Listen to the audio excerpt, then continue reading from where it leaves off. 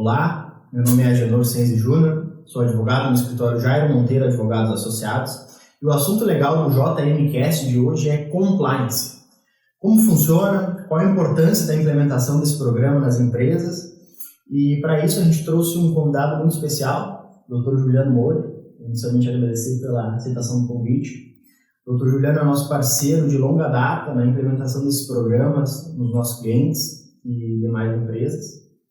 E para tratar de um assunto tão caro, que é tão falado hoje em dia, que é o compliance, né? Acho que a gente podia desmistificar principalmente qual é que é o conceito desse nome em inglês, né? Desmistificar, trazer para os nossos empresários e para os nossos ouvintes aqui. Qual é que é o conceito e qual é que é a importância, já puxando esse gancho, da implementação desse programa nas empresas, seja ela o porte econômico que tiver, seja pequeno, médio ou grande porte. Acho que podemos começar por aí. Obrigado, doutor. Falar isso contigo. Bom, obrigado, Janor. Obrigado pela oportunidade da gente poder trazer aqui para esse ambiente as conversas que a gente já vem tendo em alguns clientes, né? Como a Janor disse, a gente tem já uma parceria de longa data aí, trabalhando em conjunto. A gente já vem estudando há muito tempo esse tema também, e esse tema em específico é muito caro para mim, né? Então acaba que para mim é muito prazeroso estar aqui conseguindo compartilhar com vocês um pouco o conhecimento que eu tenho sobre a área. Mas se a gente for falar de compliance, talvez se a gente fosse pegar uma palavra que fosse possível identificar o que seria compliance para a empresa, eu diria que seria proteção. Né? Então a gente consegue, a partir de estruturas de compliance, basicamente proteger a empresa, não fechar, porque compliance, na verdade, ela tenta minimizar riscos, né? Mas diminuir, mitigar os riscos o máximo possível para tentar fechar aquelas arestas que podem ser eventuais problemas, eventuais riscos à organização. Então, se a gente for ao conceito de compliance, como tu bem disse, compliance é um termo inglês, ele vem do termo to comply, né? A gente ouve falar muito sobre isso quando a gente vai falar de compliance. Mas o que seria to comply em inglês? Seria basicamente estar em conformidade, tentando tropicalizar um pouco mais isso, trazer um pouco mais para o Brasil, né?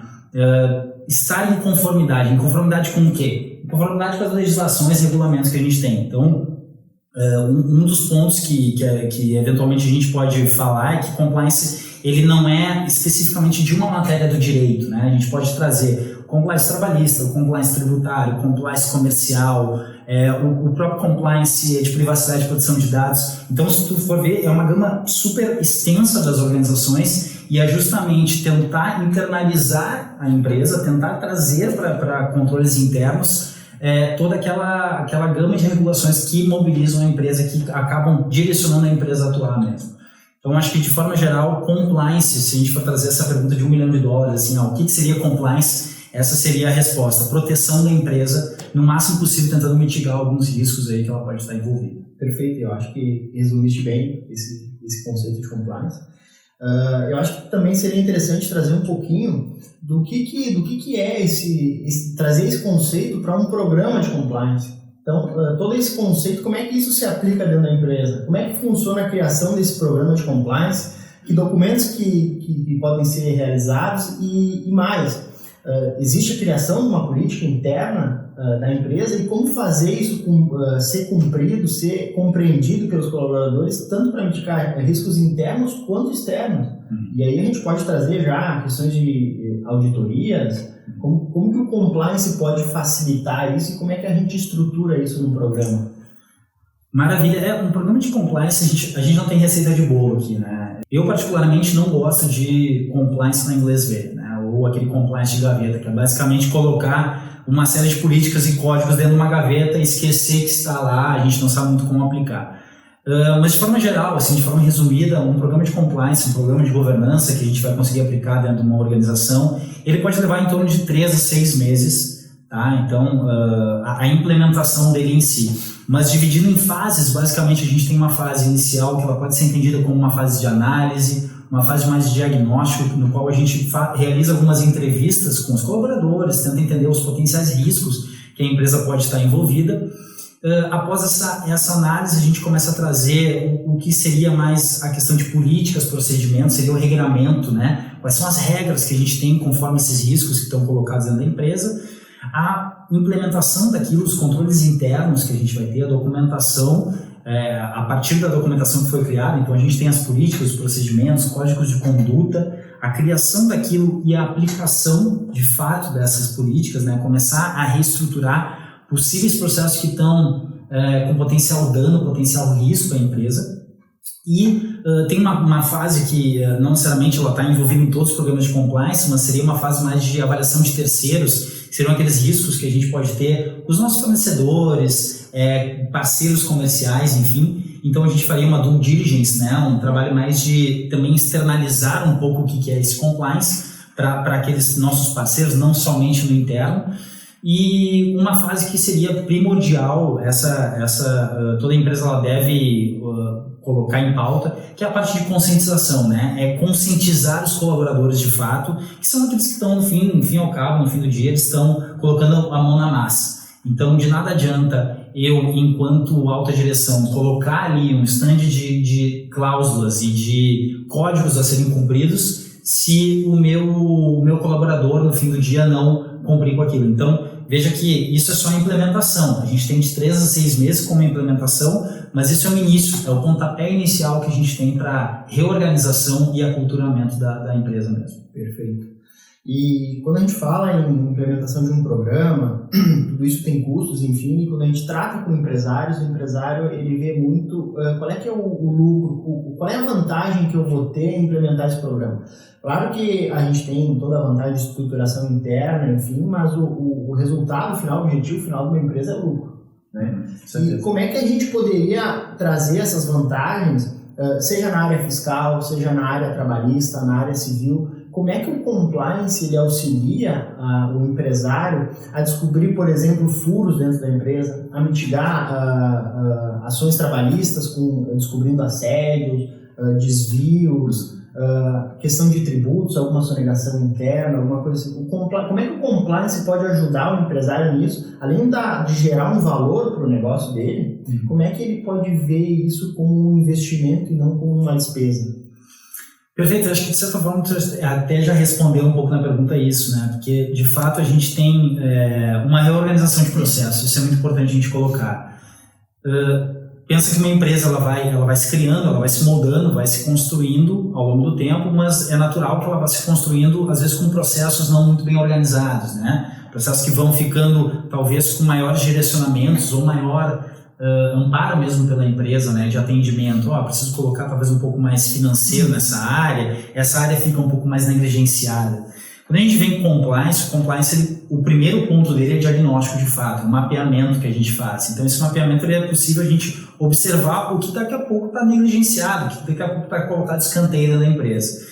Então, essa reorganização de processo acho que é fundamental o empresário compreender que é natural que a partir de um programa de governança, a partir de compliance, a gente consiga visualizar o que daqui a pouco são arestas que não estavam sendo bem cumpridas dentro da organização e realocações de recursos financeiros internos mesmo. Acho que esse é o primeiro ponto. E o outro ponto que eu trago que eu acho que pode ser bastante relevante aqui para o empresariado é basicamente a reputação, né? O ganho reputacional, usar aquilo como valor de negócio de fato. Então, entender que o compliance em si, mais uma vez não o compliance de gaveta, porque às vezes isso pode ser até um tiro no pé do empresário, né? Mas o compliance aculturado, o compliance realmente pulverizado em todas as gamas que a gente tem na nossa organização, se ele for difundido pelos nossos colaboradores ou difundido inclusive como marca, como valor de negócio externalizado, isso é um ganho realmente fora da curva que a gente acaba tendo dentro do empresariado.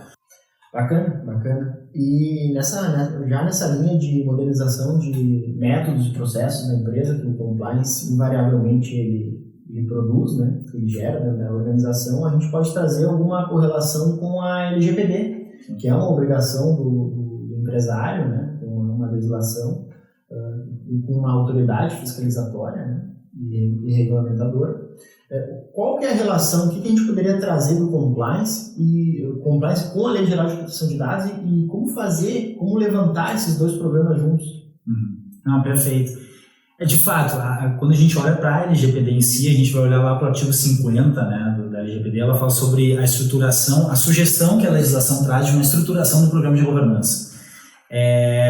Isso não foi trazido à toa, né? A gente tem, na verdade, uma série de regulamentações desde 2013, e aí a gente remonta aí a parte da lei anticorrupção, desde 2013 de regulações brasileiras que elas vêm no sentido de trazer compliance à empresa, justamente para tentar diminuir a onerosidade que a empresa pode ter ali na frente, né, com alguns casos, e diminuir também, tirar um pouco o encargo que tem dentro do Poder Judiciário atualmente com tantos processos, né? Mas se a gente for olhar para a LGPD em si, assim como as outras legislações que vêm mais ou menos nessa toada, a LGPD ela faz uma série de readequações em normas, em procedimentos. A LGPD ela não indica muito bem como fazer, mas ela traz uma série de obrigações, mas acaba que privacidade e proteção de dados a gente remonta muito a legislações que estão mais no âmbito da União Europeia e Estados Unidos. E sim, essas legislações elas são muito mais maduras e elas conseguem nos trazer indicativos de como que essas normas internas podem ser colocadas, né? Então, se a gente observar a LGPD em si,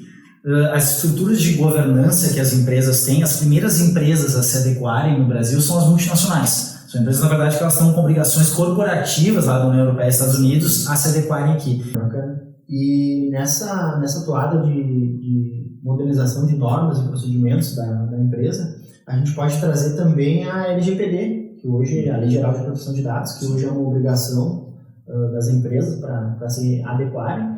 E eu acredito que tenha muita relação com o programa de compliance, que seja uma forma de compliance, né? E como que esses programas poderiam ser levantados juntos? Porque, querendo ou não, se trata de modernização e de olhar para os métodos e processos internos da empresa, né? Acho que eu poderia falar um pouquinho disso. Não, perfeito. De fato, a LGPD ela traz uma previsão de programa de governança, né, de compliance. E não é à toa, a LGPD, se a gente olhar as legislações anteriores da LGPD, desde 2013 especialmente, desde a lei de corrupção, que agora em agosto até faz 10 anos, né, que a gente tem da aplicação dela, a gente vem notando que o Brasil ele vem trazendo legislações que vem dando um valor bastante significativo à implementação de estruturas de compliance, estruturas de governança e integridade pelas empresas. Então, hoje a gente nota que muitas empresas colocaram a LGPD para cima, criaram estruturas, e as empresas que tiveram maior facilidade para colocar essas estruturas são empresas que já são reguladas, já têm algum controle interno definitivo, né? Então a gente pode citar aí setores, por exemplo, financeiro, da saúde, de energia. Essas empresas elas já têm algumas necessidades de adequação e de compliance, então foi mais fácil para elas colocar a LGPD. Exatamente. E quando a gente olha para as pequenas e médias empresas, talvez elas não tivessem tanta necessidade de implementação de programas de governança, mas isso começa a ser aplicado a ela também. Então, se a gente observar, no fim do dia, a regulamentação de LGPD, a governança que a gente tem lá no artigo 50 da LGPD, ele está muito correlacionado à governança que a gente tem em outras estruturas de compliance, seja para a área de saúde, tributária, concorrencial, o que for. Perfeito. Eu acredito que em linhas gerais, o tema é bastante complexo. Talvez a gente possa retomar em outros momentos, né? Falar especificamente sobre os tipos de compliance, etc. Mas em linhas gerais, eu acredito que conseguimos ponderar a importância desse tema, né? E o valor de negócio e para que o setor empresarial, para que nossos clientes, enfim, vejam isso como um investimento e não como uma despesa. Porque daqui a pouco, com a implementação de um programa de compliance, além de poder levantar junto o programa da LGPD, da Lei Geral de Proteção de Dados, e se adequar, ele tem essa oportunidade de rever os seus métodos e processos também. E isso é muito importante, trazer essa filosofia para a empresa, do topo até o chão da fábrica, né, até a base. Então, agradecer mais uma vez a presença do Dr. Juliano, nosso parceiro, colocar o nosso escritório, em parceria com o escritório do Dr. Juliano, à disposição dos empresários, para que possam conversar, para que, se tiverem dúvida, para que a gente possa apresentar esse projeto de adequação, para levantar esse programa de compliance, apresentar esse valor de negócio. Ficamos à disposição pelos telefones que constam em nossas redes sociais, aguardamos comentários, curtam, compartilhem esse vídeo e até uma próxima. Tchau, até.